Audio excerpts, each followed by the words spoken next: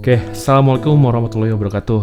Sekarang balik lagi di part kedua pembahasan mari beropini di kisah para nabi dan teknologi pada zamannya, yaitu ya kan part kedua yang membahas tentang teknologi pada zaman Nabi Nuh. Untuk yang part satunya bisa ditonton sebelumnya karena lumayan panjang ya untuk pembahasan tentang Nabi Nuh ini dan berserta teknologinya.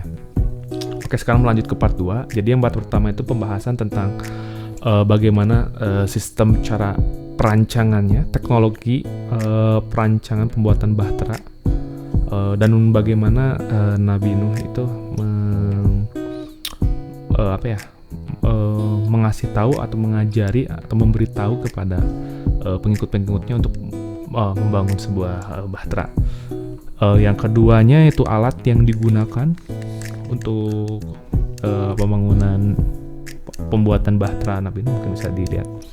Lalu yang sekarang akan kita bahas mungkin udah tersinggung juga di part pertama, mau terpotong, jadi kita lanjutkan di sini aja. Yang ketiga itu adalah sistem komunikasi yang digunakan oleh Nabi Nuh alaihissalam pada saat di bahtera. Jadi setelah terjadi hujan yang sangat deras, banjir bandang, sehingga gunung itu tertutup. Karena di dalam kisahnya anaknya itu, kalau nggak salah Kan'an atau siapa gitu, yang tidak mau mengikuti bapaknya yaitu Nabi Nuh, dia memilih untuk lari ke puncak gunung yang lebih tinggi daripada posisi si ayahnya gitu. Jadi kan kebayang mungkin si puncak gunung ini sudah tertutup gitu. Sekarang dia mencari puncak gunung yang lebih tinggi gitu. Jadi pada saat itu yang terjadi itu sangat chaos ya. Karena gini, kalau misalnya cuman air yang naiknya perlahan tanpa ada banjir, tanpa ada apa, itu mungkin semuanya juga udah bisa selamat gitu. Tapi karena semuanya diluluh lantahkan gitu, karena yang bertahannya hanya menggunakan bahtera Nabi Nuh yang terkenal sangat kokoh dan sangat kuat pada zaman itu dengan teknologi di dalamnya. Jadi bisa dipastikan pada situasi pada saat itu sangat chaos sekali, seperti film 2012 tuh yang gelombang tsunami-nya itu bisa mencapai di Gunung Everest itu. Nah, mungkin kejadiannya pada saat itu seperti itu gitu kondisinya. Berarti kan sangat chaos. Namun apa yang terjadi, Nabi Nuh sempat menawarkan anaknya untuk naik ke bahteranya yang posisinya di mana saat itu sudah terjadi banjir besar. Jadi sudah chaos, dan si Kan'an ini berada di puncak gunung yang tertinggi, sedangkan di dalam bahtera Nabi Nuh itu berada di dalam bahtera, dan itu mengajak seperti kayak ngobrol kayak gini. Berarti ada suatu alat komunikasi pada saat itu, karena nggak mungkin lagi chaos kayak gitu seolah-olah ngajak kayak ngobrol kayak gini, itu nggak mungkin banget. Apalagi teriak udah nggak mungkin lah. Kondisi lagi chaos gitu, lagi di dalam bahtera yang cukup besar gitu. Mungkin kita saat ini masih berpikiran kepada buku kisah-kisah Nabi itu yang ada gambarnya, yaitu Nabi Nuh itu berada di perahu, dia tuh seolah-olah memanggil gitu. Itu kan ya biar dibikin simple aja ya, tapi kan nyatanya itu bahtera sangat besar gitu. Di dalamnya ada Nabi Nuh dan mengajak Kan'an atau anaknya lah yang durhaka tersebut naik ke bahteranya. Berarti kan ada alat komunikasi yang dipakai, yang digunakan pada saat itu. Berarti di situ bisa dipastikan ada teknologi yang memfasilitasi cerita tersebut gitu.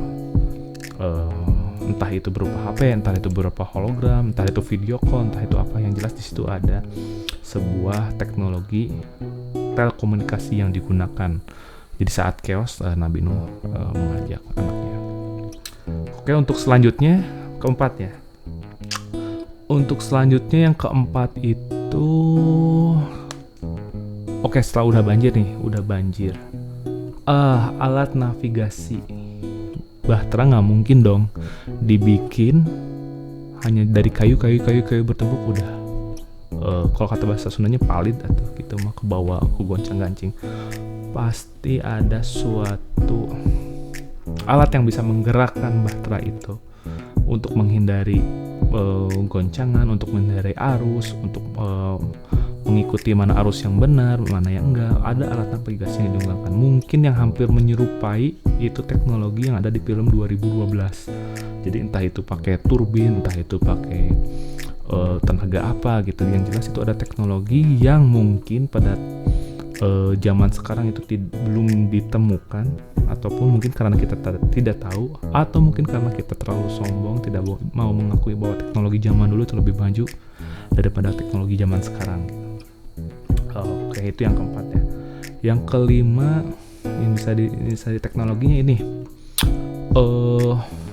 dikatakan bahwa semua makhluk hidup yang hidup saat ini itu adalah berasal dari makhluk hidup yang naik di bahteranya yang sejodoh-sejodoh, jadi cewek cowok, betina dan jantan gitu, binatang itu pada masuk semua ke bahteranya gitu.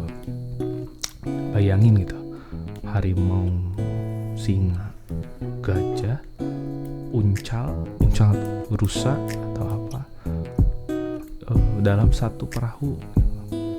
Ya mungkin aja ya karena kuasa Allah ya. Tapi kalau kita selidiki lagi, apakah mungkin betul itu adalah dalam kata real asli, yaitu seorang makhluk hidup masuk ke dalam bahtera, berwujud makhluk hidup, atau hanya sampel-sampel tes DNA saja? Kalau saya sih berpikir yang masuk ke bahteranya itu mungkin ada makhluk hidupnya gitu yang ikut-ikut juga, tapi kebanyakan kemungkinan besar karena kebayang banget gitu yang makhluk hidup yang hidup zaman sekarang itu kan banyak banget spesiesnya gitu. Mungkin ya oke lah, bahtera sangat besar lah, mungkin bisa masuk, tapi lebih memungkinkan lagi kalau yang beberapa yang masuk tapi banyak juga yang berupa hanya sampel DNA. Jadi jangan dibayangin bahwa bahtera Nabi Nuh itu hanya sebatas kayu-kayu dipasang-pasang berupa perahu udah aja gitu. Mungkin di dalam bahtera tersebut emang bahtera yang benar-benar sangat-sangat canggih gitu. Jadi di dalamnya itu ada laboratorium, ada apa. Jadi dia menyimpan DNA semua sampel makhluk hidup. Kan makhluk hidup itu ada kelas-kelasnya, ada kelasnya, ada genusnya, ada spesiesnya, ada apanya. Mungkin dari semua perwakilan itu tersimpan dalam sampel, entah itu serum, entah itu botol atau apa yang diawetkan ataupun yang dibikinilah DNA-nya gitu di dalam entah chip, entah apalah gitu, entah itu hanya tabung yang kayak di laboratorium gitu. Jadi yang diangkut itu salah satunya seperti itu gitu. Jadi kemungkinan setelah beres semuanya itu bisa dikembangbiakan lagi untuk menjadi makhluk hidup yang ada saat ini gitu. Jadi kemungkinannya seperti itu. Jadi ya mungkin ya adalah semua yang masuk juga, ada beberapa yang masuk juga, hewan-hewan, binatang atau makhluk hidup lainnya. Tapi ada juga yang hanya membawa mungkin sampel-sampel DNA-nya yang penuhnya, karena sangat banyak sekali makhluk hidup yang hidup zaman sekarang. Apabila kita jadi kebayang satu bumi hidup dalam satu bahtera gitu, bahteranya harus besar apa gitu. Mungkin salah satunya ya selain sampel itu ada entah itu sel telur, entah itu apalah yang berupa sudah pengambilan spesies di dalam satu tabung atau satu botol kecil. Jadi yang cukup logis sih kalau kita mau membuka pikiran kita tentang teknologi pada zaman Nabi Nuh. Jadi cukup sekian part 2 kali ini tentang teknologi di zaman Nabi Nuh alaihissalam. Kalau ada kelebihan atau kekurangan bisa komen aja di bawah. Untuk yang setuju boleh, mau menambahkan silahkan. Untuk yang tidak setuju ya bolehlah diskusi, komen-komen yang baik-baik aja lah. Kalau misalnya mau nyinyir ya lebih baik jangan lah, karena ini kan sesi beropini, jadi mending beropini aja. Mungkin kalau yang tidak setuju silahkan komen, tanggapannya seperti apa, tinggal komen aja seperti apa. Mungkin nanti ada yang bisa lebih menjelaskan, yang lebih tahu dari saya bisa ikut komen juga untuk menjelaskan orang-orang yang nggak setuju gitu. Jadi ini kan sesi beropini, jadi lebih terbuka. Oke, cukup sekian pembahasan tentang teknologi pada zaman Nabi Nuh alaihissalam. Jadi sampai jumpa di pembahasan Mari Beropini tentang teknologi di zaman nabi-nabi lainnya. Oke, wassalamualaikum warahmatullahi wabarakatuh.